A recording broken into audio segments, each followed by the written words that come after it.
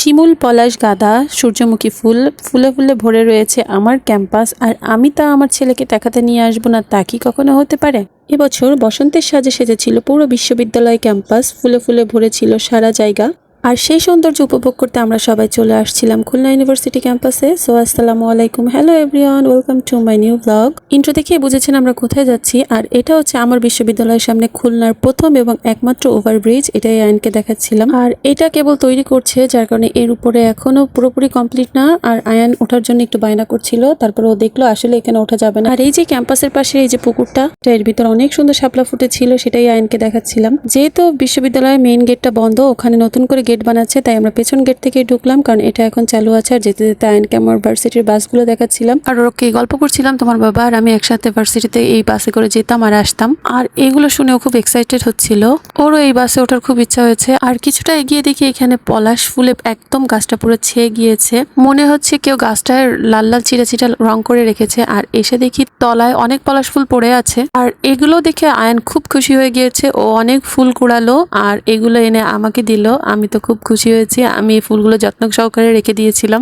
পুরোটা ক্যাম্পাস এত ফুল ফুটেছে, মনে হচ্ছে ফুলের গয়না পরে আজকে ক্যাম্পাসটা পুরো সেজে আছে। তো এত সুন্দর ক্যাম্পাস দেখে আয়ন ছুটে ছুটে একবার এদিকে যাচ্ছে একবার ওদিকে যাচ্ছে, ওরও খুব ভালো লাগছিল। আর গাঁদা ফুলের তো অভাব নেই, এখানে ঝাঁকে ঝাঁকে অনেক গাঁদা ফুল ফুটে আছে। আর আয়ন চাচ্ছিল এখান থেকে একটু ফুল ছিঁড়তে, আমি ওকে বারণ দিয়েছি ফুল ছেঁড়া যাবে না, যেহেতু ফুল হচ্ছে সৌন্দর্যের প্রতীক, এখান থেকে ফুল ছিঁড়লে এখানে সৌন্দর্যটাই নষ্ট হয়ে যাবে। আর আমিও বেসিক্যালি গাছপ্রেমী, ফুলপ্রেমী, আমিও ফুল ছেঁড়া বা গাছ ছেঁড়া পছন্দ করি না। আয়নকে সেটাই শেখাচ্ছিলাম। আমার মা বলতো আমি যখন অনেক ছোট ছিলাম আমরা এক বাসায় ভাড়া থাকতাম, সেই বাসায় অনেক গাছ ছিল আর অনেক ফুল ফুটতো, অনেকে ফুল ছিঁড়তো, বাট আমি কখনো ফুল ছিঁড়তাম না। এটা দেখে বাড়ি এলা আন্টি খুব খুশি ছিল আমার পর।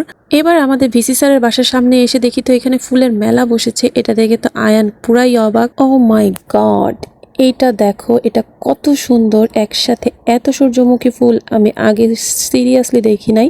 দেখে মনে হচ্ছে একটা সমুদ্র, সূর্যমুখী সমুদ্র, ওশান অফ সানফ্লাওয়ার। ওয়াও, জায়গাটা অনেক সুন্দর লাগছে।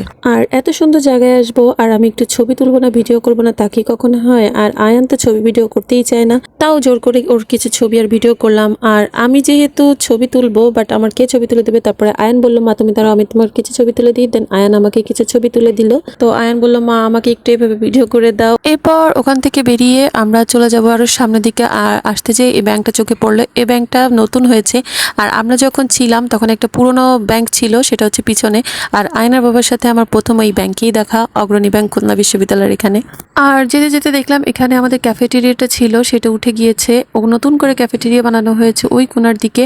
আর ক্যাফেটেরিয়ার এখানে টিএসসি বানানো হবে, অনেক অনেক স্মৃতি আছে আমাদের এই ক্যাফেটেরিয়ার অঙ্গনে। আর এটা হচ্ছে হাদি চত্বর, এখানে একটা মর্মান্তিক সড়ক দুর্ঘটনা ঘটেছিল। আর এই দুর্ঘটনা যখন ঘটেছিল তখন আমরা এই ক্যাম্পাসেই ছিলাম। আর সেই দুর্ঘটনায় হাদি মারা গিয়েছিল, আর তারই স্মরণের করার জন্য এখানে এই মনুমেন্টটা বানানো হয়েছে। আর যার কারণে এখানকার নাম হয়েছে হাদি চত্বর। তো এখানে অনেক বড় বড় গাছ ছিল, মাঝে একটা বড় ঝড় হয়েছিল, সেই ঝড়ে গাছগুলো সব পড়ে গিয়েছে। আমরা তখন ভার্সিটিতে পড়তাম, তারপরে নতুন করে আরো অনেক গাছ লাগানো হয়েছে। এরপর আস্তে আস্তে আমরা অদম্য বাংলার দিকে চলে গেলাম। আমাদের সময়কার ক্যাম্পাস আর এখন ক্যাম্পাস হিউজ চেঞ্জ, এই জায়গাটা কত যে চেঞ্জ হয়ে গেছে। এখানে ভাবির দোকান ছিল, আমরা ক্লাস শেষ করে ভাবির দোকানে এসে বসে চা খেতাম, আড্ডা মারতাম। তো সেই সব জায়গা থেকে সব উঠিয়ে একপাশে নিয়ে যাওয়া হয়েছে, সব চার দোকানগুলো এখন এখানে ফাঁকা। আর আয়ান এই জায়গাটা খুব পছন্দ করে, ও এর উপর উঠতে চায়। আর যেহেতু এটা মুক্তিযোদ্ধাদের স্মরণে একটি মনুমেন্ট তৈরি করা, এর উপরে জুতা নিয়ে ওঠা যাবে না। আর আয়ানের জুতাটা পরা খোলা খুবই ঝামেলা, আমি এর কারণে বসে এর উপর ওঠা যাবে না। তো আয়ান এখানে বসেছিল আর আমি এখানে বসে একটু চারিপাশটা ভিডিও করছিলাম আর ওয়েট করছিলাম আমার বান্ধবীর আসার কথা। আমি দূর থেকে এসে আমি আগে আগে আমার ক্যাম্পাসে চলে আসছি, আর আমার বান্ধবীর বাসায় ক্যাম্পাসের সামনে সে আসছে আরো 1 ঘন্টা লেট করে।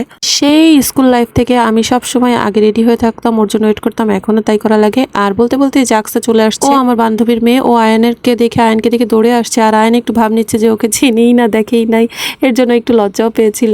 আমার ছেলেটা এত দুষ্টু, ও আকসাকে দেখেও না দেখার ভান করছে আর আকসাকে একটু চেতাচ্ছে।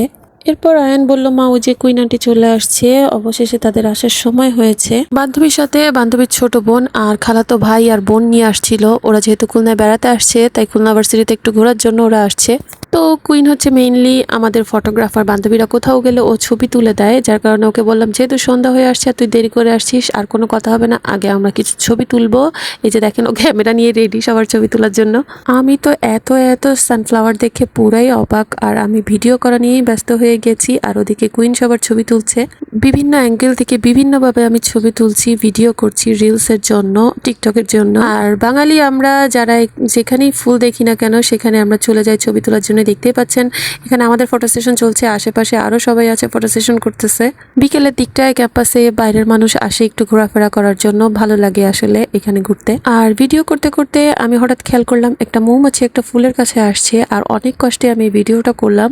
বাট মৌমাছিটা যখন টের পেলো যে ওর ভিডিও করছি, সে এখান থেকে চলে গেল, আর বেশিক্ষণ থাকলো না। যাই হোক, মৌমাছি আর ফুলের একটা অসাধারণ মুহূর্ত আমি ক্যাপচার করতে পেরেছি, এটাই আমার অনেক ভালো লাগছে। আর এখানে যে কত শত ছবি তুলেছি, কুইন আমার অনেক ছবি তুলে দিয়েছে, ভিডিও করে দিয়েছে। থ্যাঙ্কস দোস্ত, অনেক সুন্দর হয়েছে তোর ছবিগুলা।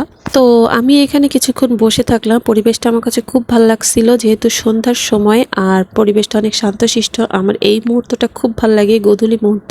আর এখানে বসে বসে আমি ওদের ছবি তুলছিলাম, ভিডিও করছিলাম, ওরা অনেক এনজয় করছে, আর আয়ান আর আকসা তো খুব মজা করছে।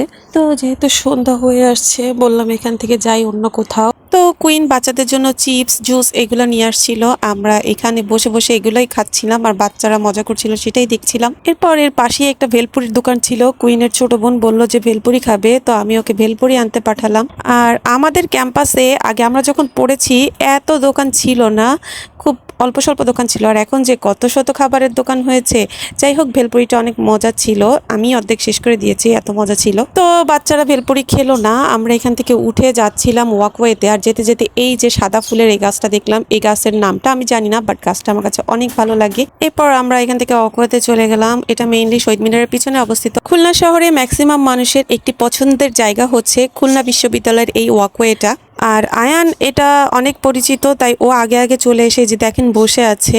এখানের কফি স্টেশনটা ওরা অনেক পছন্দ, এখানের কফিও পছন্দ করে। এরপর বাচ্চারা এখানে ছুটোছুটি করছে, খেলাধুলা করছে, আর আমরা এখানে বসে বসে গল্প করছিলাম। আর দেখলাম এপাশে কিছু ছেলে পেলে গান গাচ্ছিল গিটার নিয়ে।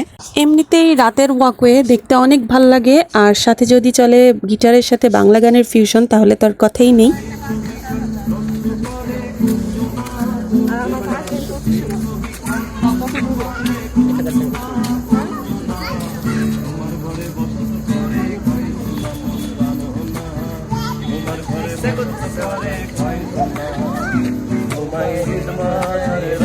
আয়ান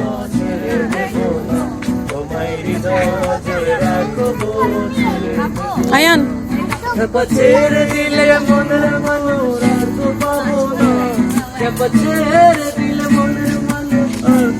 এদিকে আসো।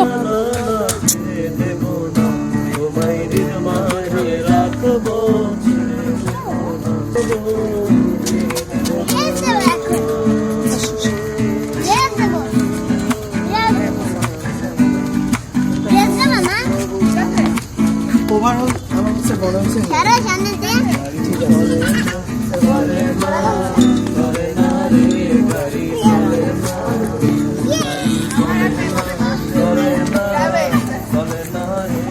তো গান শুনতে শুনতে আমাদের যাওয়ার সময় হয়ে গেছে, আর অনেকটা রাত হয়ে গেছে। আর যেহেতু পিছন গেট দিয়ে বেরোতে হবে, সো আমরা এখান থেকে তাড়াতাড়ি বেরিয়ে পড়লাম। আর এই ভিডিওটা আমার অনেক আগে করা ছিল, ফাল্গুন মাসে, তখনকার ক্যাম্পাস ছিল এটা। ব্যস্ততার জন্য ভিডিওটা এতদিন দিতে পারিনি। তো কেমন লাগলো আমার বসন্তের ক্যাম্পাস? আজকের মতো এই পর্যন্ত, সবাই ভালো থেকো, আল্লাহ হাফিজ।